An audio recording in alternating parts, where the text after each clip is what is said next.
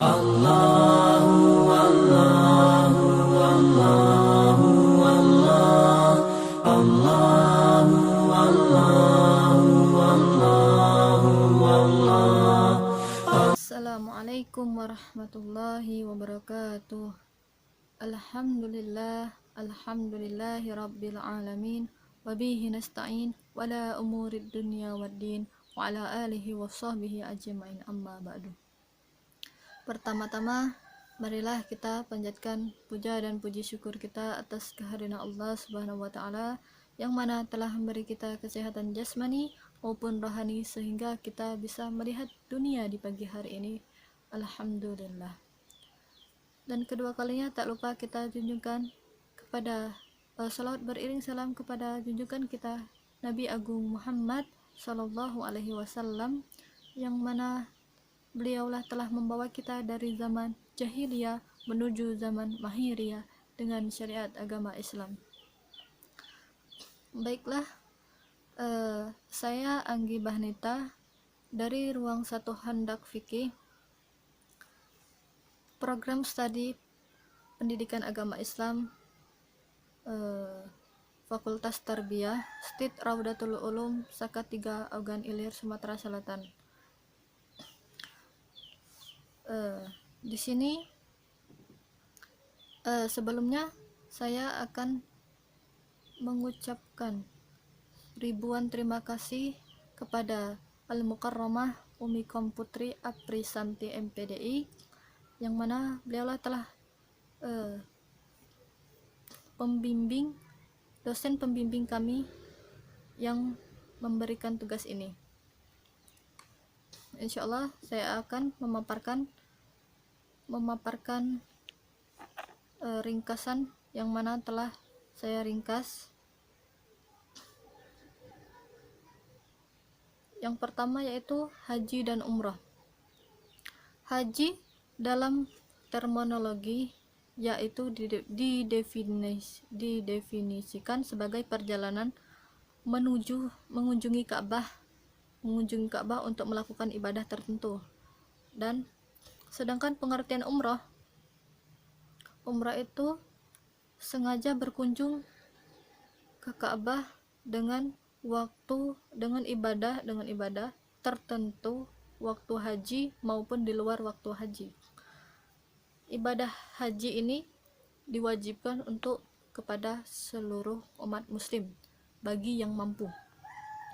Syarat sehaji yang pertama yaitu Islam, dan yang kedua balik, dan ketiga berakal, keempat merdeka, dan kelima istiha'ah.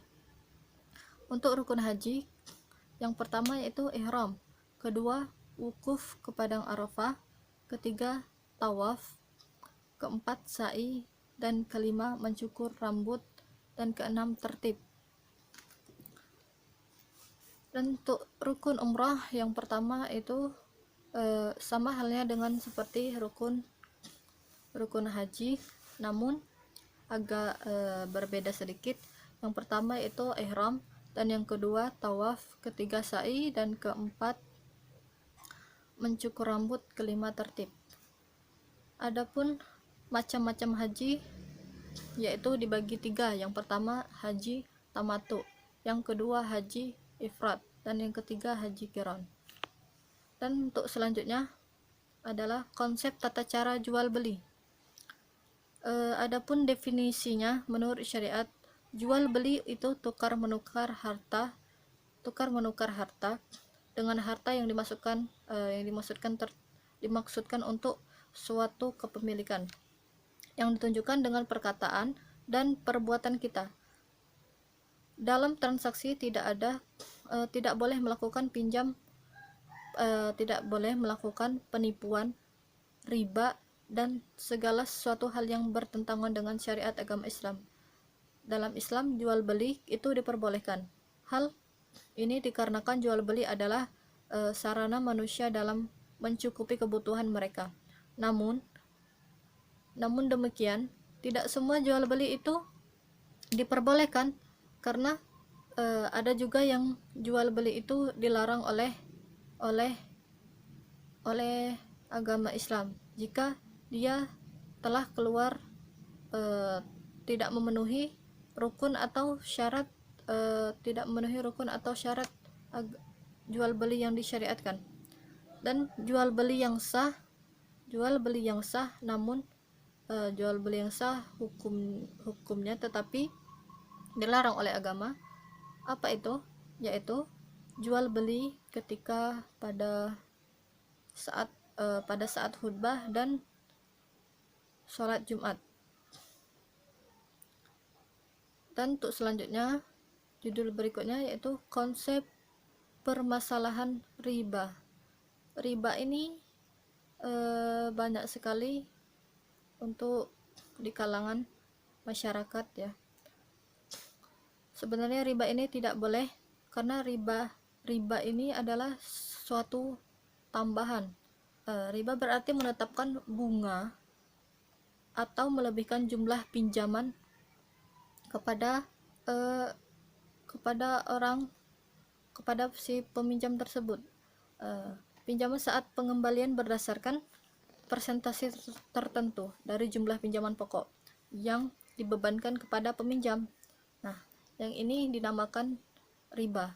Riba secara bahasa yaitu ziyadah atau tambahan. Sedangkan menurut istilah teknis, riba berarti pengambilan tambahan dari harta pokok atau modal secara batil. Ini yang dinamakan riba. Contohnya seperti misalkan si A meminjam uang kepada si B dengan uang senilai 1 juta rupiah, dan si A ini akan mengembalikan kepada si B tersebut dengan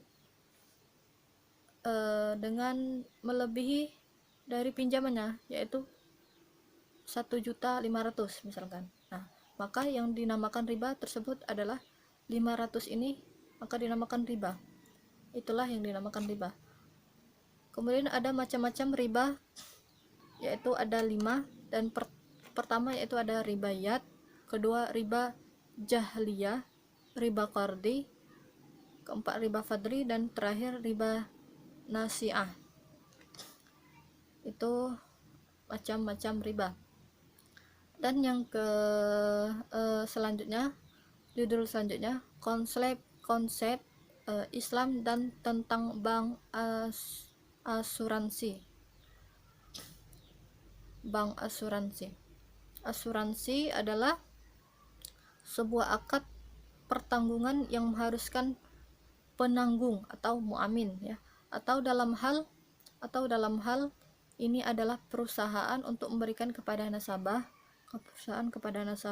atau kliennya sejumlah harta sebagai konsekuensi daripada akad itu, baik itu berbentuk imbalan. Itu yang dinamakan bank asuransi. Dan selanjutnya konsep dan tata cara kerjasama. Nah, untuk tata cara kerjasama ini yaitu tata hubungan komunikasi sangat penting dalam rangka menjalin kerjasama dan integrasi sosial. Dalam sebuah organisasi atau perusahaan, komunikasi dan kerjasama ini tidak bisa dipisahkan, karena komunikasi ini sangat penting untuk melakukan kerjasama. Jika tidak ada komunikasi, maka kerjasama ini tidaklah mencapai kesempurnaan dengan sendiri-sendiri ya, melainkan dua hal ini dapat menjadikan sebuah organisasi yang baik dan benar, tak kalah komunikasi dan kerjasama ini dapat berjalan secara bersamaan. Jadi komunikasi dan kerjasama ini sangatlah penting. Jika tidak ada komunikasi dalam kerjasama, maka mungkin dalam perusahaan atau apa itu, maka tidak berjalan 100% atau lancar ya. Maka komunikasi ini sangat penting dalam sebuah untuk kerjasama.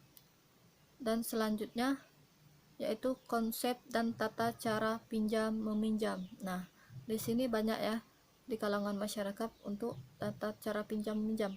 Dalam pengertian asal kata pinjam meminjam itu yaitu asal katanya kirot, sama dengan al-qit'u yang berarti cabang atau potongan.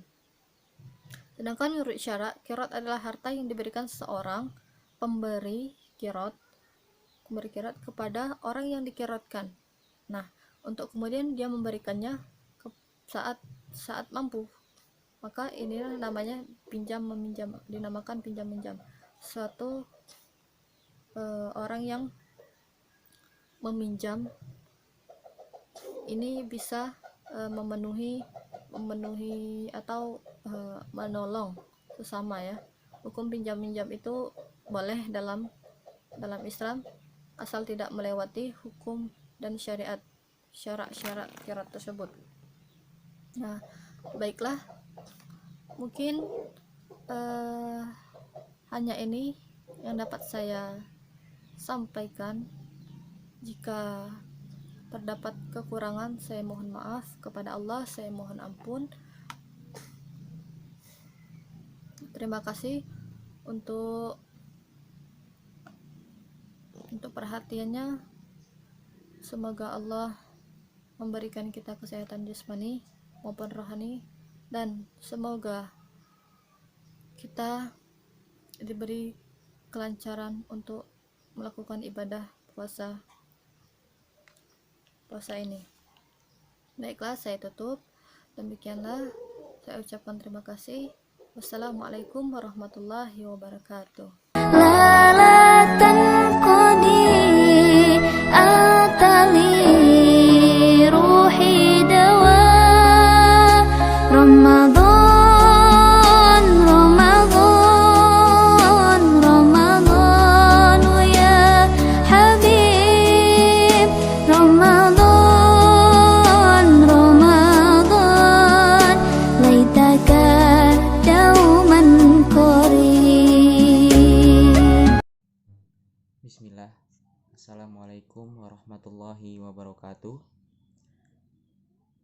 Alhamdulillah hamdan katsiran thayyiban mubarakan fi kama yuhibbu rabbuna wa yarda. Asyhadu alla ilaha illallah wahdahu la syarikalah wa asyhadu anna Muhammadan abduhu wa rasuluh. Baik, perkenalkan, nama saya Putra Pasma dari kelas Ilmu Tarbiyah jurusan PAI semester 6 di Sekolah Tinggi Ilmu Tarbiyah Raudatul Ulum Salatiga Indralaya. Dalam video ini bertujuan untuk memenuhi salah satu mata kuliah fikih ibadah dan muamalah. Dosen Ustazah Komputri Apriyasanti MPD. Dalam video ini ada 6 materi yang ingin saya bahas, yaitu langsung saja di poin pertama, yaitu kelompok 6 tentang haji dan umroh. Sebagaimana telah kita ketahui bahwasanya haji itu ialah rukun Islam yang kelima. Rukun Islam yang kelima yang bagi siapa saja yang mampu melaksanakan haji. Kata haji berasal dari bahasa Arab dan mempunyai arti secara bahasa dan istilah. Dari segi bahasa, haji berarti menyengaja. Dari segi syar'i, haji berarti menyengaja mengunjungi Ka'bah untuk mengerjakan ibadah yang meliputi tawaf, sa'i, wukuf, dan ibadah-ibadah lainnya untuk memenuhi perintah Allah Subhanahu wa Ta'ala dan mengharap keriduannya dalam masa yang tertentu. Sebagaimana pengertian umroh, yaitu mengunjungi Ka'bah atau meramaikan Masjidil Haram. Di sini ada rukun umroh, yaitu ihram, tawaf, sa'i, tahallul, dan tertib. Lalu langsung saja yang kelompok 7 yang berjudul konsep tata cara jual beli. Gambaran umum konsep jual beli dalam Islam. Jual beli merupakan akad yang umum digunakan oleh masyarakat karena dalam setiap pemenuhan kebutuhannya, masyarakat tidak bisa berpaling untuk meninggalkan akad ini. Jual beli secara istilah menurut mazhab Hanafiyah, jual beli adalah pertukaran harta dengan harta dengan menggunakan cara tertentu. Ya. Baik, langsung saja di sini untuk kelompok 8, pembahasan konsep dan permasalahan riba. Sebagaimana yang telah kita ketahui bahwasanya riba ialah dilarang oleh agama Islam. Sebagaimana kita harus mengetahui jenis-jenis riba. Yang pertama, riba hutang. Hutang piutang, riba yang mengambil keuntungan lebih dari suatu hutang, contohnya riba qard dan riba jahiliyah.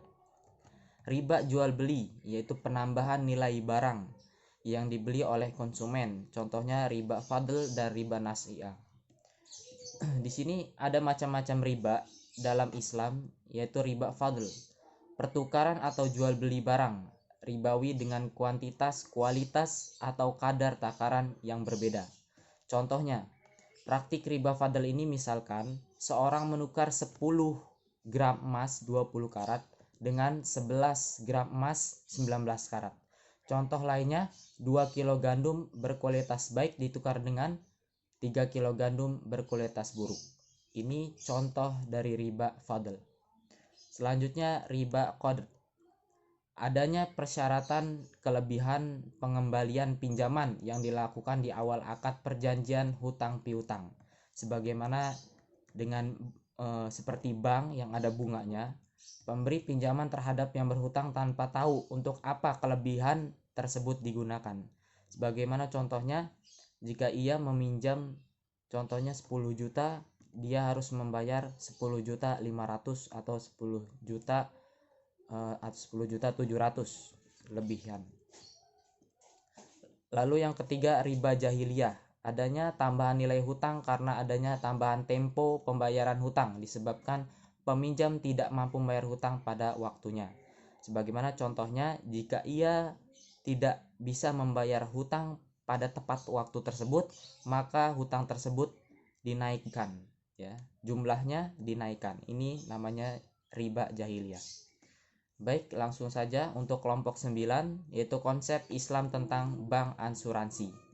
Sebagaimana terdapat 3 jenis akad dalam asuransi ya syariah yang perlu Anda ketahui, yaitu akad tijaroh, akad tabaru, dan akad wakalah bil ujrah. Lalu selanjutnya kelompok 10, yaitu konsep dan tata cara kerjasama. Ya. Dasar hukum asal syarih adalah boleh, ya. Jadi asal hukum tata cara kerjasama ini boleh. Adapun landasan hukum-hukum yang mengatur tentang syarah diantaranya yaitu dalam Al-Quran ada surat As-Sod yang artinya, dan sesungguhnya kebanyakan dari orang-orang yang berserikat itu sebagian mereka berbuat zolim kepada sebagian yang lain, kecuali orang-orang yang beriman dan mengerjakan amal yang soleh, dan amal sedikitlah mereka ini, ya. Undang-undang di Indonesia, yaitu ketentuan tentang syarih di Indonesia, termuat dalam kompilasi hukum ekonomi syariah. Terdapat dalam buku 2 bab 6. Terdapat syarih pada umumnya. Di sini menurut penulis, hikmah syirkah hanya bisa menyebutkan beberapa saja. Di antaranya, 1. Terciptanya kekuatan dan kemajuan dalam bidang ekonomi.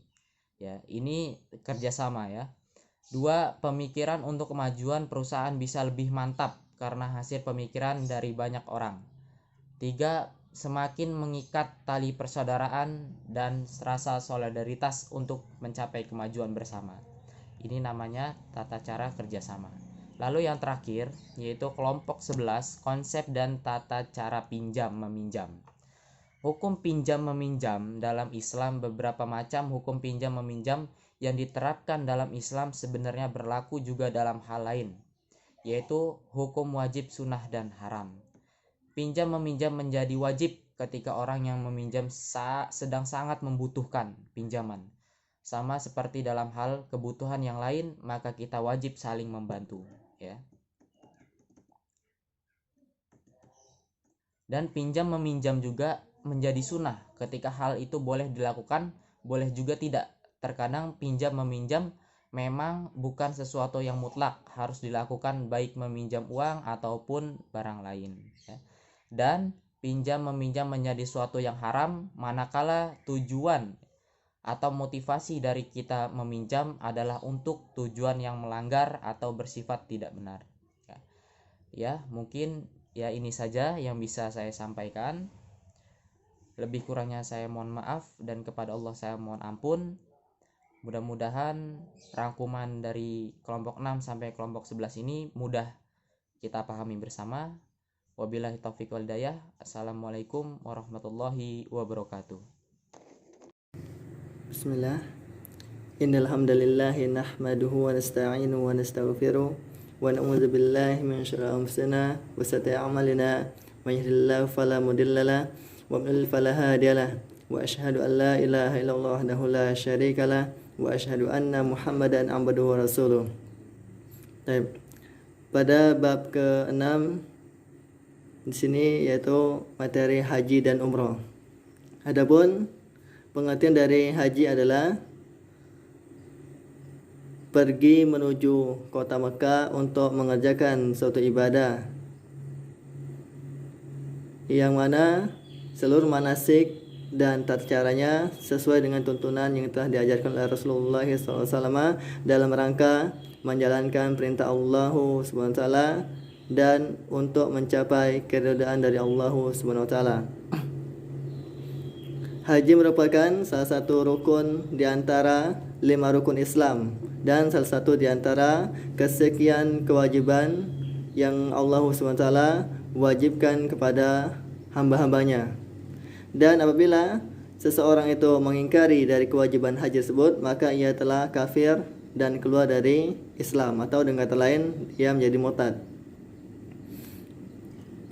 Di sini yang pertama adalah rukun umrah.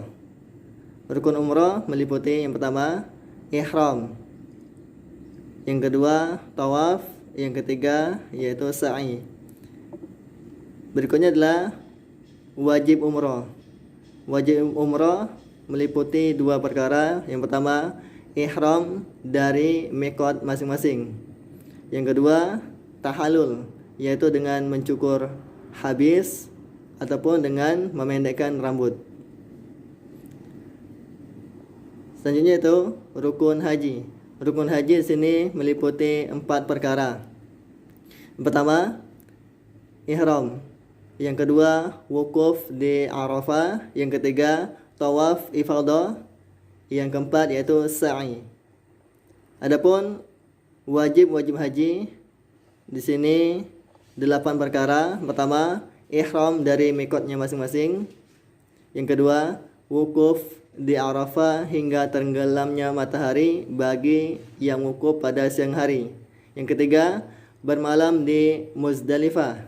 Yang keempat bermalam pada malam-malam tasyrik di Mina, yaitu pada hari-hari 11, 12, dan 13 Zulhijjah. Yang kelima melempar jumrah, baik itu jumrah Aqabah pada waktu hari kurban, serta jumrah ula, wusta, serta jumrah Aqabah pada hari-hari tasyrik secara tertib. Yang keenam tahallul, yaitu mencukur habis rambut ataupun memendekkan sebagian rambut. Yang ketujuh menyembelih hadiu bagi yang melakukan haji tamattu dan haji qiran, dan tidak diwajibkan bagi yang melakukan haji ifrad. Yang kedelapan tawaf wada. Adapun berikutnya syarat wajib haji. Ulama fikih sepakat bahwasanya haji wajib dilaksanakan dengan syarat-syarat berikut ini. Yang pertama yaitu Islam. Orang Islam ini wajib untuk berangkat atau menunaikan ibadah haji. Yang kedua yaitu baligh. Yang ketiga berakal. Orang yang gila atau tidak waras atau hilang akalnya, dia tidak berkewajiban untuk haji. Yang keempat yaitu merdeka. Seorang budak tidak berkewajiban haji. Yang kelima yaitu mampu. Mampu di sini maksudnya baik dari segi finansial ataupun harta, atau dia mampu secara jasmani. Pembahasan berikutnya yaitu tentang jual beli. Sesungguhnya Islam merupakan agama yang sangat luas cakupannya, baik mencakup atau mengatur dari segi syariat ataupun muamalah antara manusia. Di sini jual beli merupakan syariat yang oleh Allah SWT atur atau syariatkan untuk mengatur hubungan antara sesama manusia. Allah SWT berfirman, "Wa ahlallahu al-bai'a wa harrama riba." Sesungguhnya Allah SWT telah menghalalkan jual beli dan mengharamkan riba. Al-Syekh As-Sa'di rahimahullah ta'ala mengatakan bahwasanya di dalam jual beli terdapat manfaat dan urgensi sosial. Apabila diharamkan transaksi jual beli, maka akan menimbulkan berbagai macam kerugian. Berdasarkan hal ini, seluruh transaksi jual beli yang dilakukan manusia hukum asalnya adalah halal, kecuali terdapat dalil yang melarang transaksi tersebut. Terdapat dalam tafsir Karimir Rahman li Syekh As-Sa'di rahimahullah ta'ala. Adapun syarat-syarat terjadinya jual beli, yang pertama yaitu persyaratan yang berkaitan dengan pelaku praktek jual beli tersebut, baik penjual atau pembeli. Yang pertama, hendaklah kedua belah pihak yaitu penjual dan pembeli melakukan jual beli dengan ridha dan sukarela tanpa adanya paksaan. Allah SWT berfirman, "Ya ayyuhalladzina amanu la ta'kulu amwalakum bainakum bil batil illa an takuna tijaratan an taradim minkum." Yang kedua, yaitu kedua belah pihak berkompeten dalam melakukan praktek jual beli tersebut, yaitu dia adalah seorang mukallaf dan rasyid, memiliki kemampuan dalam mengatur keuangan sehingga tidak sah transaksi yang dilakukan oleh anak kecil yang tidak cakap atau tidak mampu untuk melakukan jual beli, serta orang gila dan orang yang dipaksa. Kedua, yang berkaitan dengan objek barang yang diperjualbelikan. Syarat-syaratnya adalah sebagai berikut. Objek jual beli tersebut, baik berupa barang jualan atau harga atau uang, merupakan barang suci dan bermanfaat, bukan barang najis atau barang yang haram. Karena barang secara zatnya haram, maka barang tersebut terlarang untuk diperjualbelikan. Berikutnya adalah objek jual beli merupakan hak milik penuh. Seseorang bisa menjual barang yang bukan miliknya apabila mendapat izin dari pemilik barang tersebut. Sebagaimana Rasulullah SAW bersabda, "La tabi' ma laysa 'indak." Janganlah engkau menjual barang yang bukan milikmu. Berikutnya, objek jual beli dapat diserah terimakan sehingga tidak sah menjual burung yang terbang di udara ataupun menjual unta atau sejenisnya yang kabur dari kandangnya. Selanjutnya adalah objek jual beli tersebut, jumlah pembayarannya diketahui secara jelas oleh kedua belah pihak sehingga terhindar dari sifat gharar. Bismillah.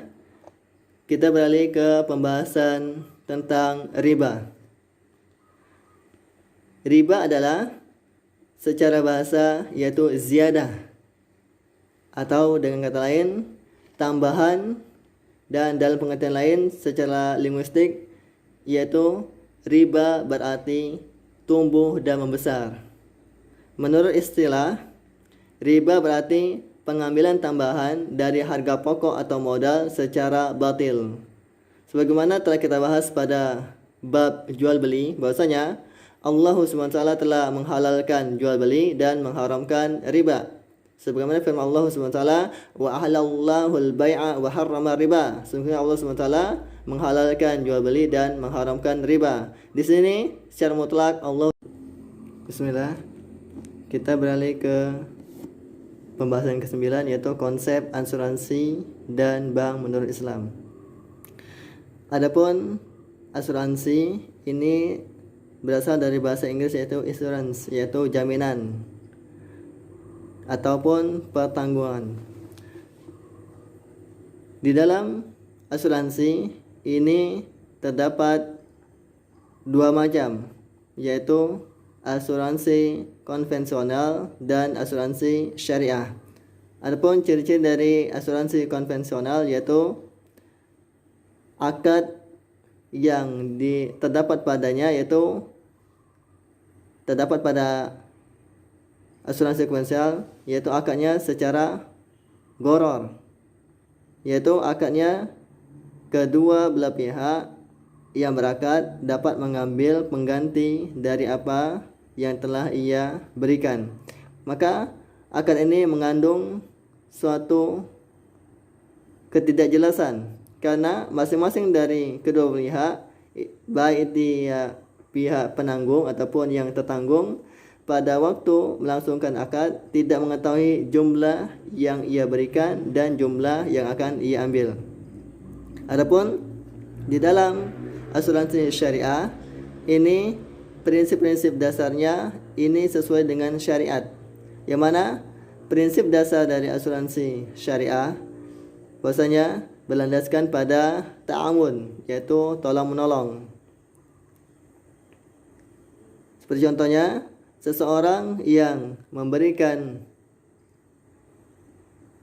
anggunan per bulan, maka ia tidak berhak lagi untuk mengambil apa yang ia setorkan tersebut, dan dia secara niat tidak boleh diniatkan untuk mengambil keuntungan dari asuransi tersebut. Maka ini merupakan asuransi yang diperbolehkan menurut syariat.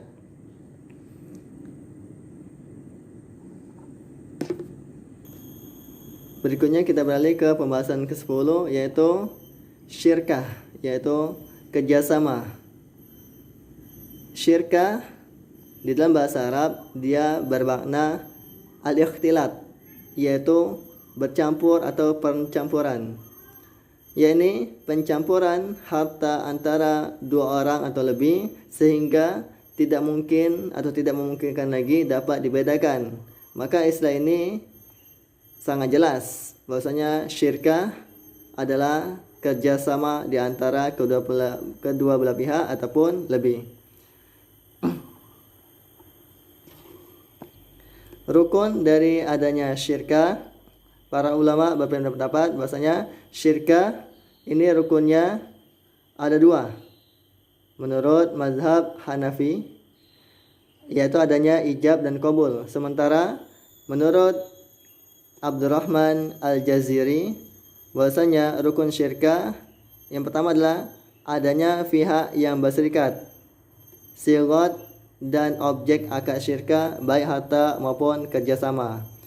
Syarat syirkah yang pertama yaitu berkenanan dengan benda yang akan diadakan adalah harus dapat diterima sebagai perwakilan. Yang kedua, berkenan dengan keuntungan, yaitu pembagian keuntungan harus jelas dan dapat diketahui oleh kedua belah pihak. Macam-macam syirkah yaitu syirkah amlak, syirkah antara dua orang atau lebih yang memiliki barang tanpa memiliki akad. Syirkah uqud yaitu suatu bentuk transaksi yang terjadi antara kedua pihak yang lebih untuk bersekutu dalam harta dan keuntungannya. Selanjutnya kita ke pembahasan terakhir tentang pinjam meminjam. Sesungguhnya di dalam syariat Islam, pinjam meminjam ini sangat disyariatkan. Sebagaimana firman Allah SWT, wa ta'awanu 'alal birri wat taqwa wa la ta'awanu 'alal ismi wal 'udwan.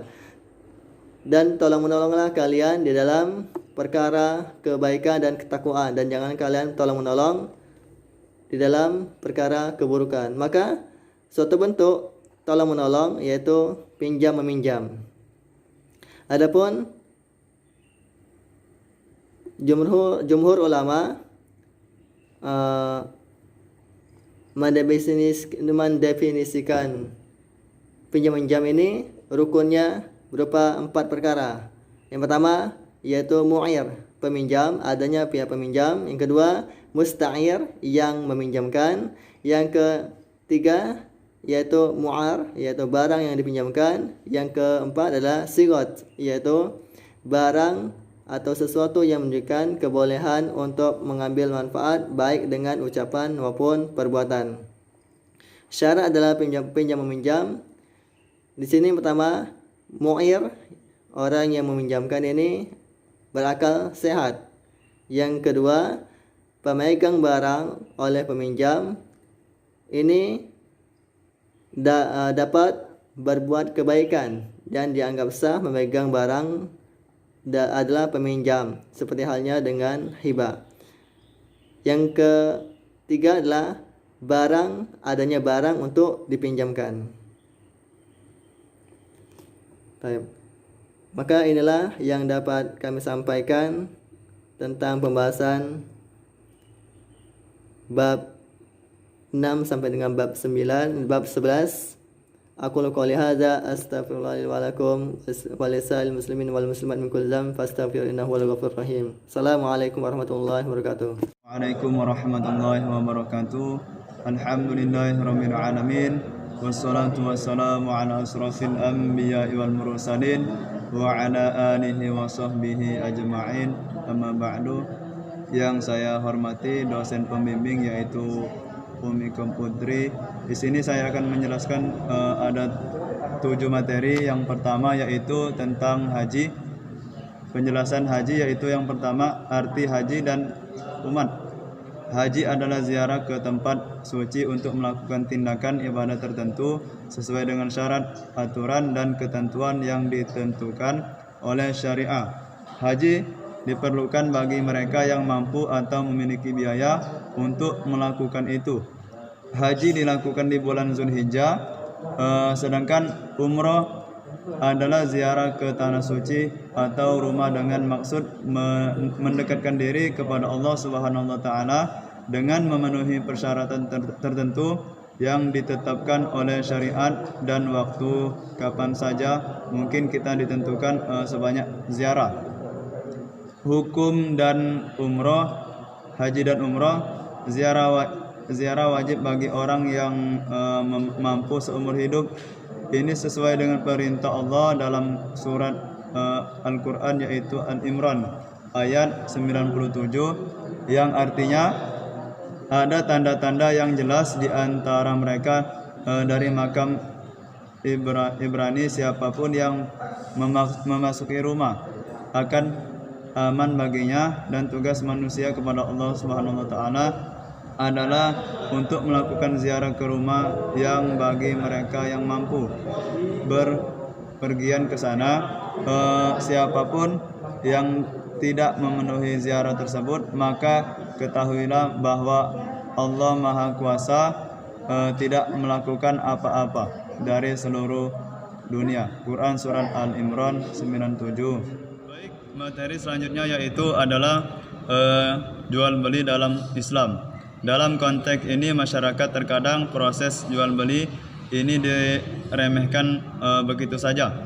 Apalagi banyak orang yang tidak menjalankan proses jual beli ini berdasarkan aturan Islam. Tentu saja akhirnya terjadi beragam ketidakadilan dan kezaliman seperti penipuan, riba, dan lain sebagainya. Untuk itu ada beberapa hal yang harus kita lakukan umat Islam agar hal ini tidak terjadi lagi dan melaksanakan berdasarkan syariat Islam. Transaksi dilakukan dengan ridha Allah dan sukarela. Janganlah kalian saling memakan harta sesamamu dengan jalan yang batil, kecuali dengan jalan perniagaan yang timbul dari kerelaan di antara kalian. Quran Surat An-Nisa ayat 29. Yang kedua, barang bukan milik orang lain. Janganlah kamu menjual barang yang bukan milikmu. Hadis riwayat Abu Daud. Yang ketiga, larangan jual beli hasad. Rasulullah SAW bersabda melarang jual beli hasbat, jual beli dengan menggunakan kerikil yang dilemparkan untuk menentukan barang yang tidak dijual, dan jual beli gharar. Hadis riwayat Muslim. Yang keempat, menjelaskan barang tersebut cacat. Seorang muslim adalah saudara bagi muslim yang lainnya. Tidak halal bagi orang yang muslim menjual barang yang cacat saudara sesama muslim, melainkan ia harus menjelaskan barang tersebut apakah cacat ataukah misalnya jelek. Hadis riwayat Ibnu Majah. Selanjutnya yaitu materi tentang riba. Apa yaitu riba? Arti riba secara umum, labse adalah penambahan bunga atau kelebihan jumlah pinjaman pada saat pembayaran berdasarkan persentase tertentu dari jumlah pinjaman pokok yang dibebankan kepada peminjam. Bahasa bisa adalah ziyadah, yaitu ekstra. Dengan kata lain, riba juga berarti tumbuh dan berkembang. Sedangkan dalam istilah teknis, riba berarti ekstraksi modal atau aset modal. Larangan hukum tentang riba di dalam Al-Quran surat Al-Baqarah yaitu 275. Informasi lebih lanjut tentang program permasalahan riba yaitu kita baca sama-sama di sini. Orang yang mengambil riba tidak tahan kecuali sebagai orang yang kerasukan setan. Karena kegilaan riba tersebut, kondisi mereka adalah karena mereka mengatakan penjual memang seperti riba, tetapi Allah membenarkan penjual dan larangan riba tersebut. Quran surat Al-Baqarah 275. Adapun di ayat lain tentang riba, hai orang-orang yang beriman, bertakwalah kepada Allah dan tinggalkan sisa riba jika Anda beriman. Ancaman bagi Tuhan dan Rasul terhadap penjahat. Tentang riba, macam-macam riba, tunai, utang adalah tindakan mengambil keuntungan dari utang. Rasio utang dapat dibagi menjadi dua jenis. Yang pertama yaitu riba qard, yaitu mengambil keuntungan dari tingkat keuntungan tertentu yang diperhatikan kepada pemitur. Yang kedua, ketidaktahuan adalah bahwa penambahan uang melebihi nilai pokok karena debitur tidak dapat membayar utang tersebut tepat waktu. Selanjutnya yaitu pengertian asuransi. Pengertian asuransi jika dilihat dari bahasa katanya yaitu dari bahasa Inggris insurance, maka pengertian asuransi adalah pertanggungan. Menurut Kamus Besar Bahasa Indonesia, pengertian asuransi adalah pertanggungan atau perjanjian antara dua pihak. Pihak pertama yaitu berkewajiban untuk membayar iuran, sementara pihak kedua berkewajiban memberikan jaminan sepenuhnya kepada pembayar iuran apabila terjadi sesuatu yang menimpa diri atau barang milik pihak pertama sesuai dengan perjanjian dibuat. Berdasarkan asuransi tersebut terdapat banyak hal yang dapat diasuransikan, mulai dari benda dan jasa, kesehatan manusia, tanggung jawab hukum, jiwa, serta kepentingan-kepentingan lainnya, dan hilang, rusak, rugi, atau berkurang lainnya. Pengertian asuransi ini ada beberapa istilah. Yang pertama, pola asuransi. Yang kedua, pemohon. Yang ketiga, pemegang polis. Yang keempat, tanggungan. Yang kelima, penerima uang penanggung jawab. Dan yang keenam, penanggungan. Yang ketujuh yaitu premi. Yang kedelapan, nilai tunai. Yang kesembilan yaitu ensemble enset. Materi selanjutnya yaitu kerjasama. Sistem ekonomi Islam memiliki tujuan sebagai berikut: mengembangkan ekonomi yang dalam dalam norma moral Islam, membentuk tatanan sosial yang solid berdasarkan keadilan, persaudaraan yang universal, mencapai distribusi pendapatan dan kekayaan yang adil dan merata, mencapai kebebasan individu dalam hubungan kerja, kesejahteraan sosial. Untuk mewujudkan tujuan tersebut, selain memiliki etika yang baik dalam perekonomian, setiap orang juga diikat oleh persaudaraan sebagai sosial kodratnya untuk menjalankan konsep persamaan dan bantuan penolong dalam diskusi, yang merupakan salah satu prinsip yang sangat mendasar dalam ekonomi Islam. Dalam melakukan persamaan dilakukan akan menghasilkan hasil yang lebih maksimal. Konsep kerjasamaan dalam ekonomi Islam ini termasuk di dalamnya berdasarkan meyakinkan, melindungi, mendukung, dan upaya kerjasamanya yang dinyatakan dalam Al-Quran, yaitu yang dilakukan dengan tujuan bersama beramal soleh. Dari selanjutnya yaitu cara meminjam. Pinjaman adalah perjanjian di mana yang satu memberi yang lain sejumlah barang atau uang yang dihabiskan untuk menggunakan, asalkan yang terakhir akan mengembalikan jumlah uang yang sama.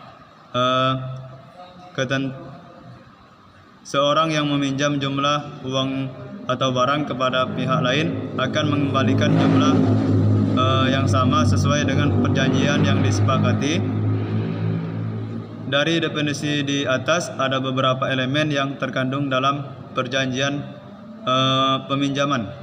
Yang pertama yaitu keberadaan para pihak, yang kedua yaitu persetujuan, yang ketiga ketersediaan barang tertentu, yang keempat ada pembayaran kembali pinjaman. Mungkin itu saja yang dapat saya sampaikan. Kalau ada salah mohon maaf. Saya mohon ampun kepada Allah. Saya akhiri. Wassalamualaikum warahmatullahi wabarakatuh.